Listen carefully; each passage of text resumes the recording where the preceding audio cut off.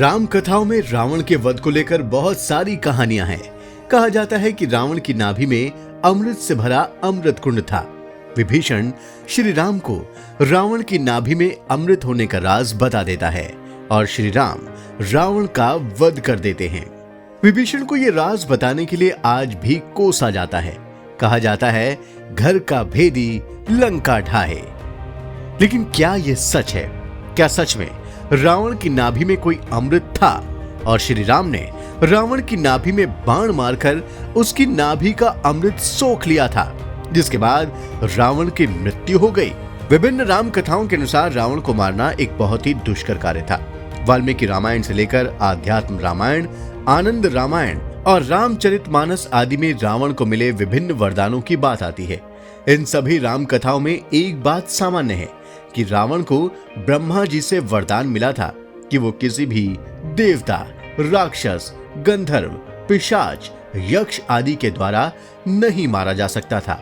वाल्मीकि रामायण के बालकांड और उत्तरकांड में दी गई कथाओं के अनुसार रावण ने ब्रह्मा जी को दर्शन के लिए कठोर तपस्या की थी और ब्रह्मा जी से अमरता का वरदान मांगा था। वाल्मीकि रामायण के बालकांड के सर्ग 15 में दी गई कथा के अनुसार जब दशरथ पुत्र कामेष्टि अनुष्ठान कर रहे थे, तब सभी देवता ब्रह्मा जी के पास जाते हैं और उनको रावण के अत्याचारों की कथा सुनाते हैं। देवता ब्रह्मा जी से कहते हैं कि आपने रावण को जो वरदान दिया है, उसकी वजह से वो तीनों लोकों के प्राणियों पर अत्याचार कर रहा है। देवता ब्रह्मा जी को उस वरदान की याद दिलाते हैं। वाल्मीकि रामायण के बालकांड के सर्ग 15 के मुताबिक रावण अपने वरदान में मनुष्यों के द्वारा अपनी मृत्यु होने का वरदान मांगना भूल गया। रावण कहता है कि उसे मनुष्य आदि तुच्छ प्राणियों से अपनी जान का भय नहीं है और यही वजह थी कि भगवान विष्णु ने श्री राम अवतार लिया ताकि वो मनुष्य रूप में रावण का वध कर सके।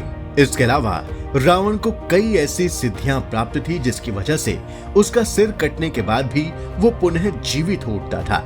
रावण की नाभि में अमृत कुंड का रहस्य। वाल्मीकि रामायण के मुताबिक जब रावण और श्री राम के बीच युद्ध हो रहा था, तब देवराज इंद्र ने श्री राम की सहायता हेतु अपना दिव्य रथ और अपने सारथी मातली को भेजा था। इसी मातली ने श्री राम से ये कहा कि क्या आप रावण को मारने की युक्ति भूल गए हैं जो इतनी देर कर रहे हैं? मातली ने रघुनाथ जी को कुछ याद दिलाते हुए कहा कि आप अनजान की तरह क्यों इस राक्षस का अनुसरण कर रहे हैं? आप ब्रह्मा जी के अस्त्र का प्रयोग करें, क्योंकि अब देवताओं के अनुसार रावण के वध का समय आ चुका है। मातली के याद कराने के बाद प्रभु श्री राम को उस अस्त्र का स्मरण हो गया। फिर श्री राम ने अत्यंत कुपित होकर बड़े यत्न के साथ धनुष को पूर्ण रूप से खींचकर उस मर्म भेदी बाण को रावण पर चला दिया। शरीर का अंत कर देने वाले इस महान वेगशाली श्रेष्ठ बाण ने छूटते ही दुरात्मा रावण के हृदय को भेद डाला। वाल्मीकि रामायण के श्लोकों को ठीक से पढ़ा जाए तो यह संकेत मिलता है कि रावण की नाभि में कोई अमृत से भरा अमृत कुंड नहीं था और वो बाण ब्रह्मा जी के द्वारा तो निर्मित था, लेकिन वो ब्रह्मास्त्र नहीं था। श्री राम को ऋषि अगस्त ने इसी बाण को युद्ध के पहले उस वक्त दिया था जब श्री राम युद्ध के परिणामों को लेकर आशंका में थे। ऋषि अगस्त ने श्री राम को आदित्य हृदय का पाठ कर भगवान सूर्य की आराधना कराई थी। तमिल भाषा की कंब रामायण में भी रावण की नाभि में अमृत से भरा अमृत कुंड होने की कोई कथा नहीं है। कंब रामायण के अनुसार श्री राम पहले रावण के उस धनुष को तोड़ डालते हैं जिसे ब्रह्मा जी ने उसे दिया था। इसके बाद श्री राम विचार करते हैं कि नारायण की नाभि से निकले ब्रह्मा के अस्त्र से ही रावण का वध किया जा सकता है। इसके बाद श्री राम ब्रह्मा के उस बाण से रावण की छाती पर प्रहार करते हैं और रावण का वध हो जाता है।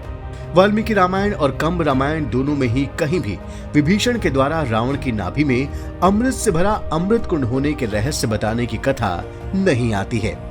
वाल्मीकि रामायण में मातली के द्वारा जरूर श्री राम जी को ब्रह्मा जी के द्वारा दिए गए बाण का स्मरण कराया जाता है जो रावण के वध के लिए प्रयुक्त होता है। पहली बार आध्यात्म रामायण में रावण की नाभि में अमृत से भरे अमृत कुंड के होने की कथा आती है। आध्यात्म रामायण के युद्धकांड में जब श्री राम और रावण के बीच युद्ध हो रहा था तो उस वक्त श्री राम के बाणों से रावण का सिर कटकर गिर जाता है। इसके बाद अचानक उसके सारे सिर फिर से उसके धड़ों पर आकर लग जाते हैं। ऐसा देखकर श्री राम चिंता में पड़ जाते हैं कि आखिर रावण का वध किस प्रकार से करें। इसके बाद विभीषण रावण की नाभि में अमृत होने का रहस्य उजागर करता है। तुलसीदास जी ने भी रामचरितमानस में रावण की नाभि में अमृत होने की कथा कही है। वाल्मीकि रामायण और कंब रामायण में भी कहीं भी सीधे तौर पर श्री राम के द्वारा ब्रह्मास्त्र से रावण का वध करने की कथा नहीं आती है। इन दोनों ग्रंथों में ये कहा जाता है कि ब्रह्मा जी का एक विशेष बाण था जिससे रावण का वध श्री राम ने किया, लेकिन आध्यात्म रामायण में इस अस्त्र को सीधे सीधे ब्रह्मास्त्र कह दिया जाता है।